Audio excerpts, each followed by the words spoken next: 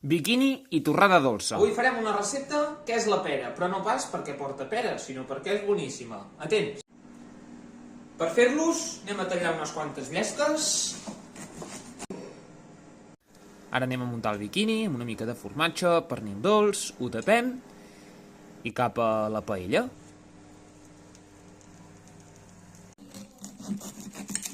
I amb cada entrepà. Aquest biquini no val pas res, No ho feu pas, No ho feu pas. I ara agafem una mica de pera, la posem al forn, que quedi una cubeta,